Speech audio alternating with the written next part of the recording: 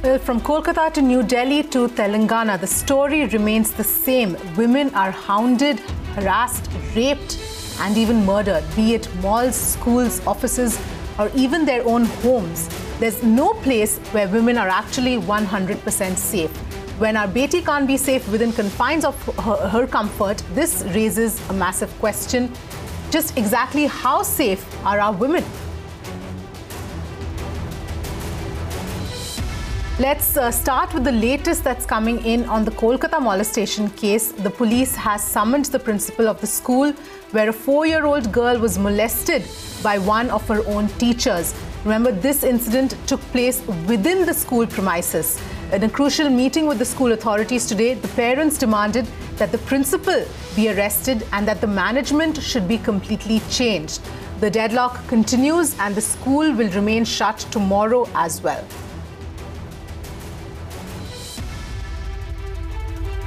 Meanwhile, Chief Minister Mamata Banerjee, addressing the issue, said that while parents have the right to protest, not all teachers are bad and such issues should not be sensationalized. Listen in to what she had to say. ঘটনা ঘটেছে স্কুলে তা ঠিক নয়। শিক্ষক শিক্ষিকারা আমাদের সমাজের গর্ব, তারাই আমাদের অভিভাবক অভিভাবিকা, তারাই আমাদের গার্জিয়ান, তারাই আমাদের ফ্রেন্ড ফিলোসফার গাইড। আমাদের লক্ষ্য রাখতে হবে টিচারদের দায়িত্ব আরও নিতে হবে, বিশেষ করে কো এডুকেশন স্কুলগুলোতে দায়িত্ব আরও নিতে হবে, প্রাইভেট স্কুলগুলোকেও দায়িত্ব আরও নিতে হবে। মাধ্যমিকই হোক, আইসিএসসি বোর্ডই হোক, সিবিএসসি বোর্ডই হোক আর প্রাইভেট ইনস্টিটিউশনই হোক, দায়িত্ব নিয়ে কাজটা করতে হবে। বাচ্চারা আমাদের কাছে গর্ব, ছাত্রছাত্রীরা আমাদের কাছে গর্ব। একজন দুজন ইন্ডিভিজুয়ালি খারাপ হতে পারে, টোটাল শিক্ষক সমাজ খারাপ নয়। এটা মাথায় রেখে শিক্ষক সমাজকে দায়িত্ব নিয়ে এই ধরনের খারাপ লোক যারা তাদের আইসোলেটেড করতে হবে। এবং সাথে সাথে আমি সংবাদ মাধ্যমকেও বলবো, আমার এটা রিকোয়েস্ট, আমার আকুতি, আমরাও যেন একটা প্রত্যেকে আমাদের রোলটাও ভালো করে প্লে করি। কেউ কেউ আছে একটা বাজে ঘটনা নিয়ে এমন করে ফ্লারিশ করে যাতে আরও লোক দুঃখ পায়, কষ্ট পায়, তাদের মনে ব্যথা হয়, আরও খারাপ জিনিসটা প্রচার বেশি হয়। খারাপ জিনিসটা যেন আমরা প্রচার বেশি না করি। All right, that was Chief Minister Mamata Banerjee there, but let's go across to Tamal, who's joining us at this point. Tamal, that crucial meeting that happened, if you can help us understand what really came out of it, and also as far as the protests are concerned, are the parents still outside the school protesting? What is the situation on ground at this point?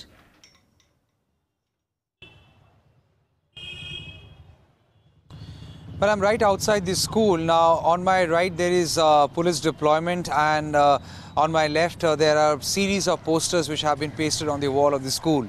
Now, which clearly underlines there had been something wrong happening here. The reason why the parents have been protesting. Now, at the moment, none of the parents are here. There is an eerie silence, but that cannot really conceal the kind of tempers you have seen running high through the day. Now, during the day, you have realized that there had been a divide between parents. The victim's family and people who stood by them, they had been demanding the school should only reopen after the principal is being held accountable, because 2 accused who have been arrested, yes, they demand, they deserve punishment if they have actually done that heinous crime. But apart from that, the school being the school should also take a moral responsibility, and the principal being at the helm of affairs will have to be held accountable, and that had been the essential demand coming in from the parent side. Even though there had been a divide between parents, but then all together decided the school can only operate when the principal resigns or there is some action taken against the principal. The victim's family had demanded that the principal should be arrested. Now, when the meeting happened this morning, there was a confusion whether people from the parent side would attend the meeting or not. Eventually, a section of parents did attend the meeting, and the meeting was also chaired by the vice principal of the school. People from the management were also present. where the attending parents had demanded that the principal should resign and the management of the school should also change. Why have they demanded so? Because this is not the first of an incident that has happened in the school. Such an incident allegedly had also happened 3 years back in 2014. When the alleged incident happened in 2014, the school management had assured that they would do everything possible to ensure the school premise remains secure, safe for children. But then the basic thing like installation of CCTV cameras only happened now after this second incident happened, the second alleged incident happened last Thursday. So yes, the parents are extremely disappointed with the management of the school. They have demanded the management should change, the principal should go. Now, on the other hand, we know the principal has been summoned. There is no clarity whether she had actually appeared before the investigating officer as yet or not. But then the management of the school, they have decided that by tomorrow 5 p.m. they would come out clean and they would let their decision know to the parents. Now, all the demands of the parents have been heard by the management. How far they can keep those demands and how far can they go to assuage the tension, which is very much palpable here. We have to now wait and see, because tomorrow 5 p.m. till 5 p.m. we have to wait, which essentially means the deadlock or the logjam continues. The school would remain shut tomorrow, and the parents are supposed to assemble once again tomorrow by the afternoon. As far as the victim's family is concerned, they are not at all satisfied with the kind of action being taken, because you have seen through the day how the victim's father had lost his school many a times. In fact, he was also on the verge of fainting because he was trying to convince people what has happened to his daughter is simply not unfortunate, but it is also a clarion call for everyone to reckon with and understand that this can actually happen with everyone else as well, or others as well. So thus, they should take preemptive measure, and this juncture, by registering a strong protest, they can bring about changes within the school premises to make the environment much more convivial and secure for the children. So yes, that had been the things that actually happened through the day. On the other hand, you have also seen the Chief Minister of the state, who had made her point very clear even yesterday, today as well, has said that such a heinous crime has to be condemned. What has happened in the school cannot be tolerated, and she has demanded that all private schools, private players should be much more accountable to ensure the children who are our top priority, they are not falling prey to such heinous things. Their safety is our top concern. At the same time, she has said, because an incident has happened here doesn't mean we have to brandish the school, because the school shutting down is not a solution to the problem, because it would also put a lot of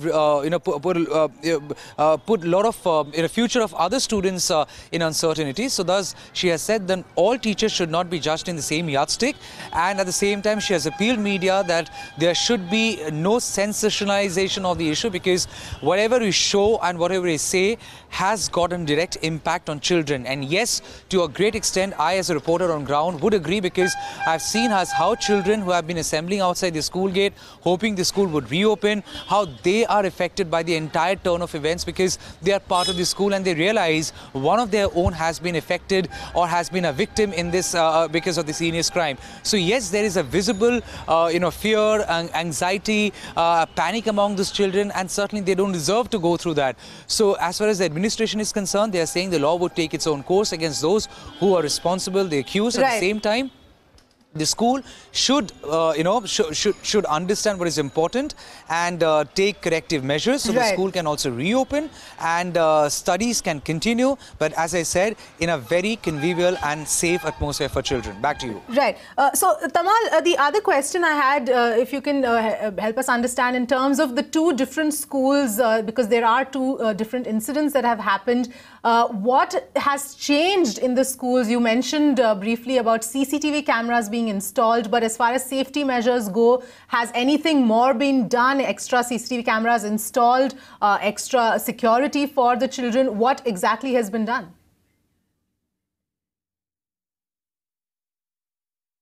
Well, that's right. Two alleged incidents have come under the spotlight from two different schools.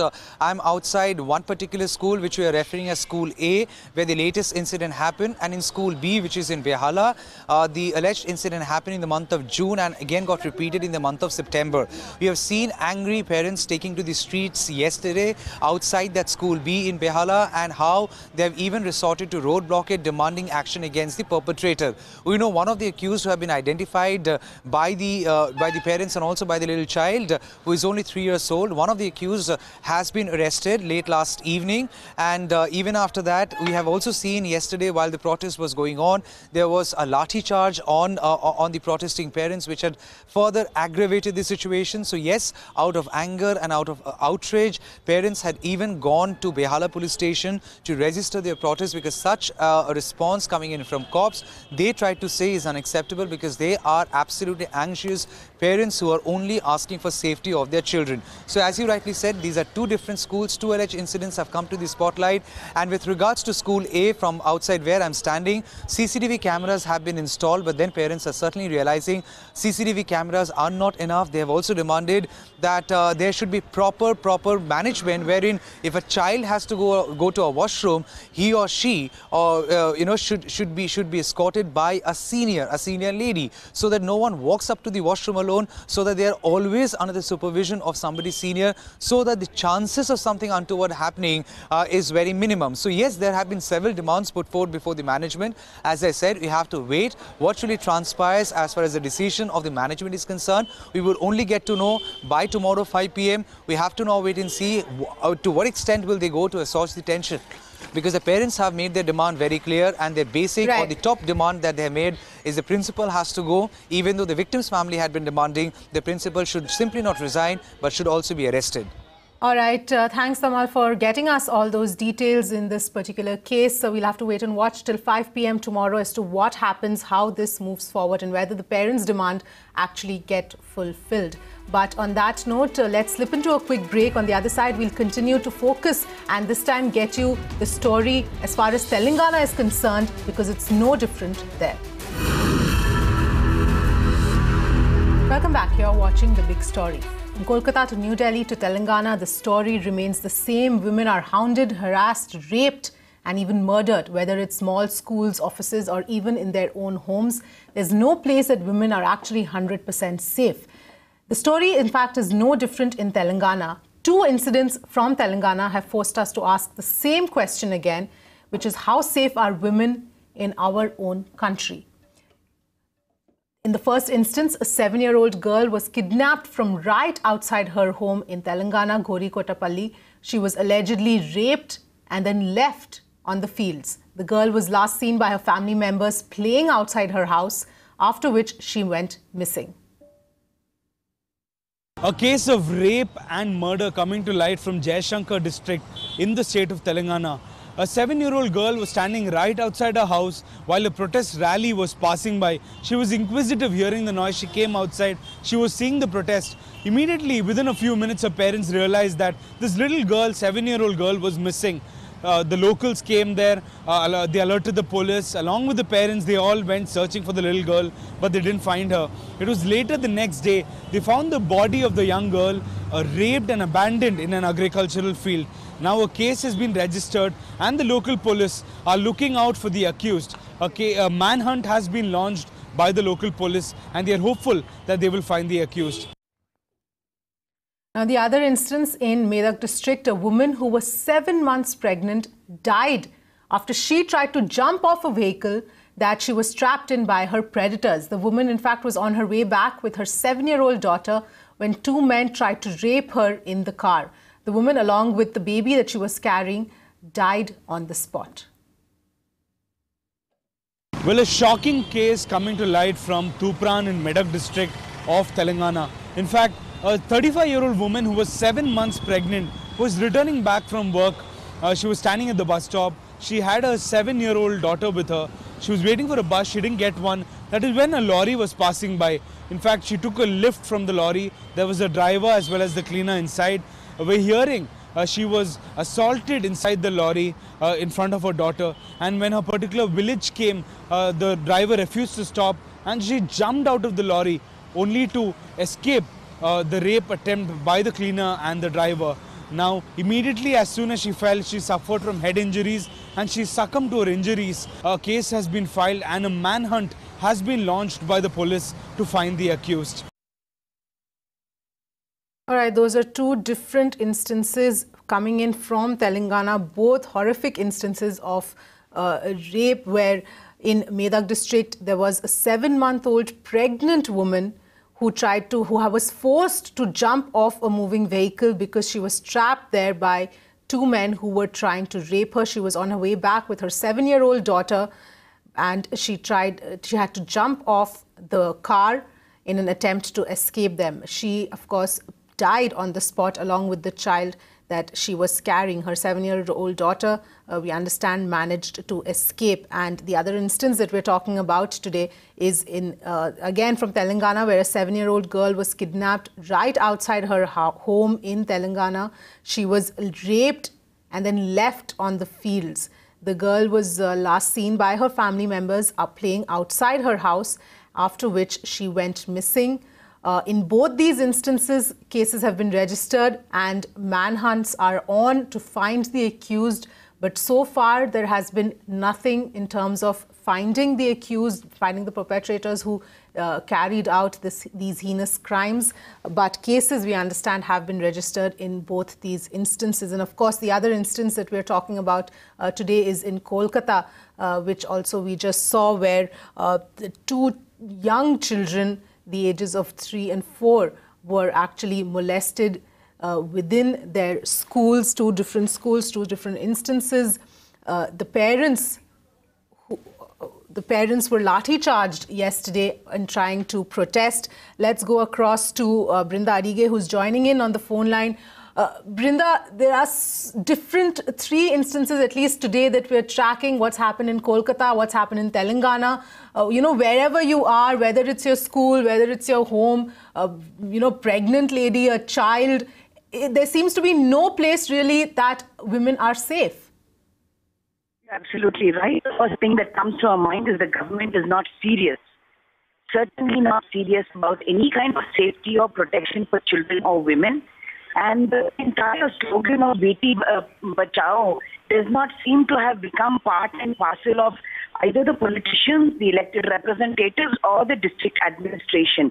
The case at the Kolkata school just goes to show that no matter what fees the school is charging, there does not seem to be a responsibility or accountability on the part of the school to make it safe for the children. They are lax in their communication. They are lax in due diligence of staff that they appoint. They have not even followed the guidelines that have been given 2 years ago, that there should be CCTV cameras, there should be somebody there who is always present in school, someone who is responsible. Whether the communication went to the parents or not about it being a holiday is secondary, but somebody should be there. And it is astonishing that there was nobody there and these students managed to do something like that. The school has to take responsibility. The school has to be booked. The management has to be booked. Until and unless the management is booked, they will not take the issue of safety and protection of children and students seriously. And the same case goes with Medak, where the pregnant lady, trying to save herself, jumped off that van. This is because the emboldenedness continues, the impunity that the police will not register a case. Even if a case is registered, it will be such a shoddy case that it will not hold water in court. So there is no fear in the perpetrators. There is no fear of law with these people who are out there going to molest. The point is, as far as schools are concerned, I mean, after the Pradyum case, we saw so much talk about how schools, the authorities are going to ensure that schools will become safer, that all these issues will be sorted out and measures will be implemented. But obviously nothing like that is happening, because since the Pradyum case that happened, the murder that happened, we've seen time and again of unsafe schools and what children are going through within their school premises. Absolutely, because there is always a knee-jerk reaction. There is a lot of lip service. There is no monitoring done. These cases would not even come up in the open if it wasn't for the press, if it wasn't for the media like you. What is lacking is the will on the part of the politicians and on the part of the district administration, the education department. They think that all platitudes that they give will be okay. People will keep quiet. Nobody is out there monitoring. Have these things been put into place? Why is due diligence not done for employees and staff? Why is the due diligence not done whether the guideline has been followed? Nobody is checking up. And we also know the high amount of corruption that is there within the government. So we are not too sure what the block education officers are doing, if at all they inspect the schools. So all of this is a challenge, and this is an answer and accountability that has to be given by our elected representatives, because we are not asking them to work for free. These are our taxes that are being paid so that our children will be safe, so that our women will be safe, but they are not taking it seriously. All right, Brinda, we leave it there. Thanks so much for joining us. But we are going to continue to take up each and every one of these cases that happens. And we will continue to demand answers on Mirror Now, and our focus on women's safety and child safety will continue on Mirror Now. That note, that's a wrap on this edition of Big Story. Thanks so much for watching. Stay tuned.